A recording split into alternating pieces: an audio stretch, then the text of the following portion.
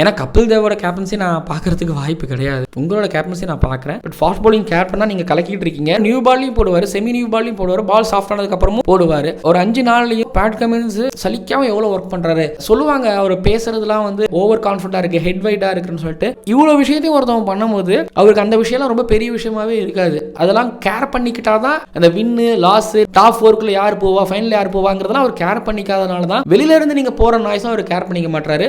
உள்ள இருக்கக்கூடிய பிரஷரை அவரால் நல்லா ஹேண்டில் பண்ணவும் முடியுது. திருப்பி அவரோட பவுலிங் ரொட்டேஷனை பாருங்க. டிராவிஸ் ஹெட்டை கட் பண்ணிட்டு அந்த இடத்துல நேத்தல்லாம் ஏனோ இல்லை வேற யாரோ இல்லாம ஸ்காட்டி பாலனை கொண்டு வந்த தப்பு இதெல்லாம் பண்ணல. அது ஸ்கிரிப்டை மாத்தலாம், ப்ளூ பிரிண்ட் இருக்கு, அந்த ப்ளூ பிரிண்ட் படி போனாரு. ஜடேஜாவோட விக்கெட்டா சரி, இதுக்கப்புறம் நான் உள்ள வரேன்னு சொல்லிட்டு உள்ள வந்ததுக்கு அப்புறம் தான் ஜெய்ஸ்வாலோட விக்கெட் இவருக்கு கிடைச்சது. செட்டில் ஆகி போயிட்டு இருக்கக்கூடிய ரோஹித் சர்மாவோட விக்கெட், ஆல்மோஸ்ட் இந்த சீரிஸோட இந்தியாவோட பெஸ்ட் பேட்டர் இருக்கக்கூடிய கேஎல் ராவோட விக்கெட், அதை சொல்ல சூப்பர்மேன் அப்படிங்கிறதுல தண்டி எனக்கு சொல்ல வார்த்தைகளே இல்லை. பேட்டிங்லேயும் வந்து ஒரு 63 பால்ல 49 ரன் அடிக்கிறாரு. அது 400 ரன்னுக்கு மேல எடுத்துட்டு போறதுக்கு அவர் ஒரு காரணமா இருக்கிறார். திரும்ப ஒரு டார்கெட் செட் பண்ணும்போது 90 பாலுக்கு 41 300 ரன்னுக்கு மேல போறாங்கன்னா அதுக்கு காரணம் பேட் கமின்ஸ்.